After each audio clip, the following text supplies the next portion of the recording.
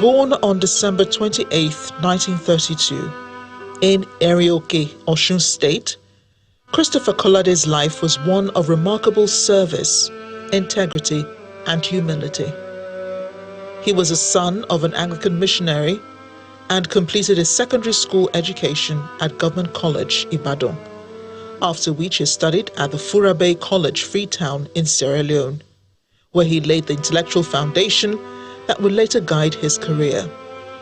Over the decades, Dr. Kolade wore many hats, which include broadcaster, public administrator, corporate leader, diplomat, academic, and mentor. In broadcasting, he rose to become Director General of the Nigerian Broadcasting Corporation. I see politicians today and the way they behave, and if I compare today's politicians with the politicians of the First Republic, for example, I can tell it's a very simple fact that my experience of the politicians of the First Republic was that they actually worked for Nigeria.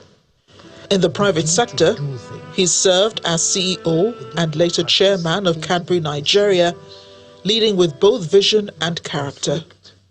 He also represented Nigeria abroad, serving as High Commissioner to the United Kingdom, a role through which he elevated Nigeria's diplomatic presence. And after his diplomatic service, Dr. Kolade returned to Nigeria's academic and leadership circles. He taught at the Lagos Business School in area of corporate governance, leadership, and human resource management. He was widely respected not just for what he achieved, but for how he lived, with courtesy, decency, humility, and a deep sense of respect for people.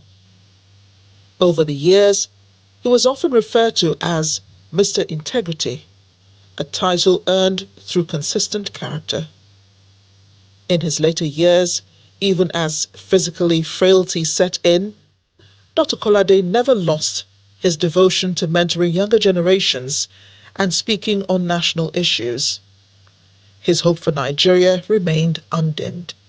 As we mourn the passing of this national treasure, let us not only lament a great loss, but also celebrate a life well lived.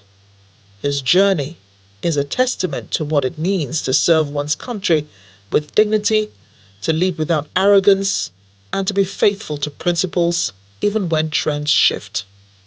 May his legacy inspire future leaders to place integrity above convenience, service above self, and character above acclaim. Today's discussion is not leadership in the abstract. It's not leadership only as a concept. It is leadership as it relates to our practice, our experience. So if you look at the principles that I have put in this paper, I've put 7 principles. But there's one basic principle that I want to remind all of us of. And that is that the leader himself is a member of the team.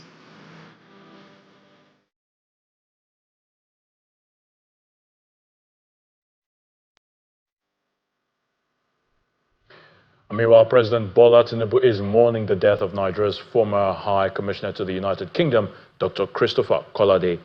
The president said he received the news of the death of the broadcaster, boardroom guru, and one of Nigeria's intellectual treasures with profound sadness. In a statement personally signed by the president, he paid glowing tribute to Dr. Kolade. In the words of the president, quote, "Dr. Kolade is a custodian of Nigeria's enterprise history, especially concerning corporate governance and human resources management. He was a principal figure in reputable institutions like the Lagos Business School.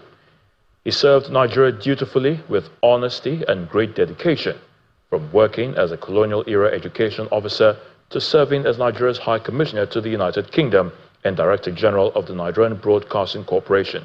Dr. Kolade left stamps of distinction in every endeavor, whether in the boardroom, on panels, or public office." End of quote. While acknowledging Dr. Kolade's passing as agonizing, He asked Nigerians to celebrate his life and legacy, which was exemplary.